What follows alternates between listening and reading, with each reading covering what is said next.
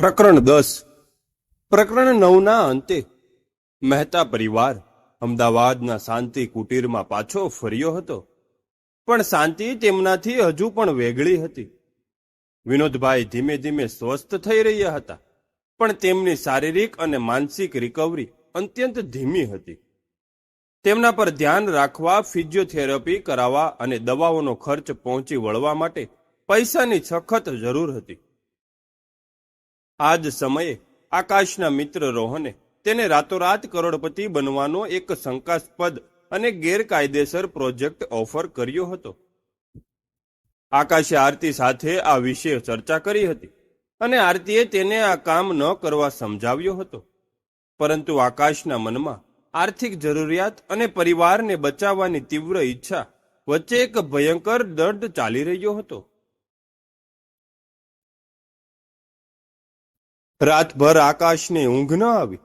પપ્પાનો બીમાર ચહેરો, મમ્મીનો થાકેલો દેખાવ અને દીદીના નિસ્તેજ આંખો તેની નજર સામે ઘૂમી રહ્યા હતા. તેને લાગતું હતું કે તે એકમાત્ર એવી વ્યક્તિ છે જે આ પરિવારને આર્થિક ભંવરમાંથી બહાર કાઢી શકે છે. તેણે પોતાના મનમાં હજારો તર્કો આપ્યા. હા, માત્ર કામ ચલાવ છે, હું પૈસા કમાઈશ અને તરત જ આ કામ છોડી દઈશ. કોઈને ખબર નહીં પડે.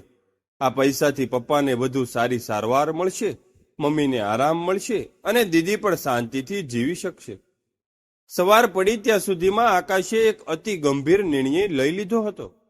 તેણે રોહનને ફોન ઉપાડ્યો અને કહ્યું, હું તૈયાર છું. આકાશનો જીવનનો સૌથી મોટો ગુપ્ત અધ્યાય શરૂ થયો. તેણે રોહન સાથે મળીને ડાર્ક વેબ પર આધારિત ક્રિપ્ટોકરન્સી માઇનિંગ અને શંકાસ્પદ વેબસાઇટ માટે સુરક્ષા પ્રોટોકોલ બનાવવાનું કામ શરૂ કર્યું. આ કામ અતિ ગુપ્તાત અને કાળજી માંગી લેતું હતું. આકાશ કોલેજમાંથી આવ્યા પછી સીધો પોતાના રૂમમાં ભરાઈ જતો અને મોડી રાત સુધી કોમ્પ્યુટર પર કામ કરતો. તેને રાતોની ઊંઘ હરામ થઈ ગઈ હતી, પણ તેની આંખોમાં પૈસા કમાવાની ધગજ સ્પષ્ટ દેખાતી હતી. શરૂઆતના દિવસોમાં જ તેમને અણધારી સફળતા મળી. ક્રિપ્ટોકરન્સીના ભાવ વધ્યા અને તેમના ગેરકાયદેસર માઇનિંગથી મોટી આવક થવા લાગી. રોહન ખુશ હતો. જોયું આકાશ, મેં કહ્યું હતું ને, આપણે રાતોરાત કરોડપતિ બનીશું. રોહન ખુશીથી ઝૂમી રહ્યો હતો, પણ આકાશના મનમાં એક પ્રકારની શૂન્યતા અને ગુનાભાવ ઘર કરી રહ્યા હતા. તેને લાગતું હતું કે તે પોતાના પરિવાર, પોતાના સિદ્ધાંતો અને સૌથી વધુ પોતાના પપ્પા સાથે છેતરપિંડી કરી રહ્યો છે.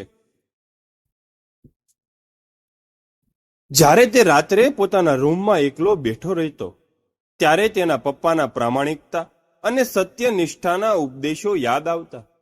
પપ્પા હંમેશા કહેતા, બેકામાના પૈસા ક્યારેય સુખ નથી આપતા બેટા. જે મહેનતથી કમાય છે ને, તે જ સાચી સંપત્તિ છે. આ શબ્દો તેના કાનમાં ગૂંજતા હતા અને તેને કોરી ખાતા હતા. તેને પોતાના પર ગુસ્સો આવતો, ધિક્કાર થતો.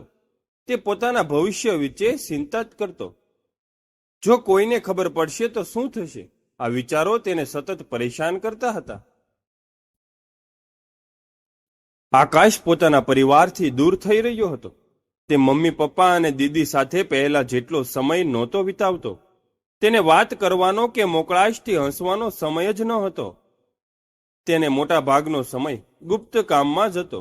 શોભનાબેન અને વિનોદભાઈએ તેનામાં આવો બદલાવ પારખ્યો, પણ તેમને લાગતું હતું કે તે થાક અને ચિંતાના કારણે આવું વર્તન કરી રહ્યો છે. આકાશ, તું થોડો આરામ કર, શોભનાબેન વારંવાર કહેતા, પણ આકાશ માત્ર હસીને ટાળી દેતો. તેના હૃદયમાં એક મોટો ભાર હતો, જે તે કોઈને કહી શકતો ન હતો. તેની અંદરનો સંઘર્ષ તેની આંખોમાં સ્પષ્ટ દેખાતો હતો, પણ પરિવાર તેની વાસ્તવિકતાથી અજાણ હતો. પ્રોજેક્ટમાંથી આવતા પૈસાથી મહેતા પરિવારને તાત્કાલિક રાહત મળે.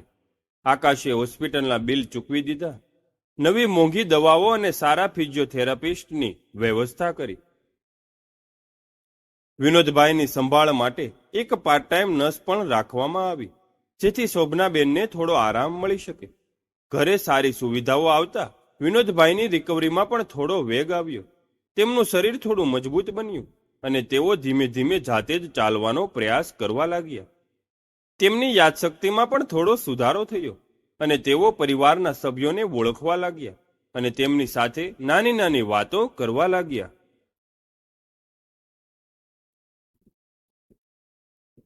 આર્થિક રાહત મળતા આરતી અને શોભનાબેન થોડા ખુશ થયા. તેમને લાગતું હતું કે તેમની મહેનત ફળી રહી છે. આકાશ, તારી નોકરી અને પ્રોજેક્ટમાંથી આટલા પૈસા કઈ રીતે આવે છે? આરતીએ એકવાર આકાશને પૂછ્યું. આકાશે બહાનું બનાવ્યું, દીદી, મેં ખૂબ જ મહેનત કરી છે અને મારા પ્રોજેક્ટ ખૂબ જ સફળ થયા છે. આરતીને તેના જવાબની થોડી શંકા થઈ, પણ તેને લાગતું હતું કે આકાશ પરિવારને મદદ કરવા માટે સખત મહેનત કરી રહ્યો છે. પરંતુ આ રાહત માત્ર ભ્રમ હતા. શોભનાબેનને થાકના દિવસોને દિવસ વધતો જતો હતો. ભલે નર્સની મદદ મળી રહેતી, પણ વિનોદભાઈની દેખભાળ કરવી, ઘર સંભાળવું અને આખા પરિવારની ચિંતા કરવી, આ બધું તેમને ઠકવી રહ્યું હતું. તેમની ઊંઘ હરામ હતી. રાત્રે જ્યારે વિનોદભાઈ સૂઈ જતા, ત્યારે શોભનાબેન રસોડામાં જઈને શાંતિથી રડતા. તેમને પોતાનું શરીર થાકતું હતું, પણ મન ચિંતામુક્ત નહોતું થઈ શકતું. એક દિવસ સવારે શોભનાબેનને ચક્કર આવ્યા અને તેઓ બેહોશ થઈ ગયા. આરતી અને આકાશે તેમને તરત જ ડોક્ટર પાસે લઈ ગયા. ડોક્ટરે કહ્યું કે થાક, અનિદ્રા અને કુપોષણના કારણે થયું છે. તેમને સંપૂર્ણ આરામ અને સારા પોષણની જરૂર છે. જો તમે તેમની સંભાળ નહીં રાખો તો તેઓ પણ બીમાર પડી જશે, ડોક્ટરે કડક શબ્દોમાં કહ્યું. આ સાંભળીને આરતી અને આકાશ સ્તબ્ધ થઈ ગયા. તેમને સમજાયું કે તેઓ પપ્પાની ચિંતામાં મમ્મીની તબિયત ભૂલી ગયા હતા. આકાશના મનમાં ગુનાભાવો વધુ ઘેરો બન્યો. તે ખોટા પૈસા કમાઈ રહ્યો હતો, છતાં તેના પરિવારને શાંતિ નહોતી મળી રહી. આકાશના જીવનમાં આ ગેરકાયદેસર કામનો પ્રભાવ વધતો જતો હતો. તેને રાતોની ઊંઘ નહોતી આવતી. ક્યારેક ક્યારેક તેને ડરામણા સપના આવતા, જેમાં પોલીસ તેનો પીછો કરતી હોય કે પપ્પા તેના આ કામ કરતો પકડી પાડતા હોય. તે સતત ભયમાં જીવતો હતો. રોહન સાથેના તેના સંબંધો પણ તંગ બનવા લાગ્યા હતા. રોહન વધુ પૈસા માટે વધુ જોખમી પ્રોજેક્ટ લેવા દબાણ કરતો હતો, જે આકાશને મંજૂર ન હતું. એક દિવસ આકાશ પોતાના રૂમમાં કામ કરી રહ્યો હતો, ત્યારે રોહને તેને એક અતિ જોખમી અને મોટો પ્રોજેક્ટ ઓફર કર્યો. આ પ્રોજેક્ટમાં મોટી આર્થિક કમાણી હતી, પણ તેમાં કાયદેસરની જાળમાં ફસાઈ જવાનો ભય પણ એટલો જ મોટો હતો. આકાશે ના પાડી.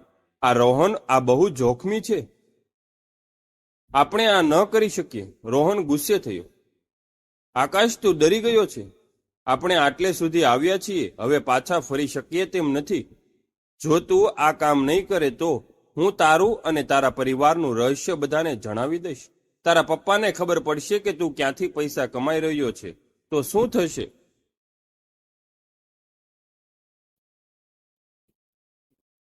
રોહનના શબ્દો આકાશના મનમાં તીરની જેમ વાગ્યા. તેને સમજાયું કે તે એક દલદલમાં ફસાઈ ગયો છે, જ્યાંથી બહાર નીકળવું લગભગ અશક્ય છે. તેની ગુપ્તતા હવે તેના માટે એક કેદ બની ગઈ હતી. તે માત્ર પૈસા માટે જ નહીં, પણ પોતાના રહસ્યને છુપાવવા માટે પણ આ કામ ચાલુ રાખવા મજબૂર હતો. તેને પોતાની જાત પર ગુસ્સો આવતો. તેને લાગતું હતું કે તેણે પોતાના પરિવારને બાયપાસ કરીને ખોટો નિર્ણય લીધો છે. આરતીને પણ આકાશના વર્તનમાં વધુ ને વધુ શંકા થવા લાગી હતી. તે મોડી રાત સુધી કોમ્પ્યુટર પર શું કરતો? કયા પ્રોજેક્ટ્સમાંથી આટલા બધા પૈસા આવતા હતા? તેની આંખો નીચે કાળા કુંડાળા કેમ હતા? એક દિવસ આરતી આકાશના રૂમમાંથી પસાર થઈ રહી હતી, ત્યારે તેણે આકાશના કોમ્પ્યુટર સ્ક્રીન પર કેટલાક અજાણ્યા કોડ અને કેટલીક શંકાસ્પદ વેબસાઇટ જોઈ. આકાશે તરત જ સ્ક્રીન બંધ કરી દીધી, પણ આરતીની નજરમાં તે બધું આવી ગયું હતું. આકાશ, આ શું હતું? તું શું કરી રહ્યો છે? આરતીના અવાજમાં શંકા હતી. આકાશે જવાબ ન આપ્યો. તેનો ચહેરો સફેદ પડી ગયો હતો. આરતીએ તેને ફરીથી પ્રશ્ન કર્યો, અને આ વખતે આકાશ પોતાને રોકી શક્યો નહીં. તેને લાગ્યું કે હવે તે આ બોજ એકલો સહન કરી શકશે નહીં. દીદી, હું તને બધું કહીશ, પણ અત્યારે નહીં, તેણે ગભરાઈને કહ્યું. આરતીના મનમાં શંકાના બીજ વવાઈ ગયા હતા. તેને લાગ્યું કે આકાશ કંઈક મોટું છુપાવી રહ્યો છે. આકાશ હવે એક ભયાનક જાળમાં ફસાઈ ગયો હતો, જ્યાંથી બહાર નીકળવું તેના માટે અશક્ય લાગી રહ્યું છે. તેની ગુપ્તતાનું રહસ્ય આરતી સામે ખુલ્લું પડવાના આરે છે, અને રોહનનું દબાણ તેને વધુ જોખમ માર્ગે ધકેલી રહ્યું છે. શું આકાશ પોતાની જાતને આ દલદલમાંથી બહાર કાઢી શકશે? અને આરતીને જ્યારે બધી સત્યતાની જાણ થશે, ત્યારે પરિવારના સંબંધો પર તેની શું અસર પડશે? આ બધું જ આપણે જોઈશું આગળના પ્રકરણમાં, જ્યાં વાર્તા એક નવો અને આઘાતજનક વળાંક લેશે. ક્રમશઃ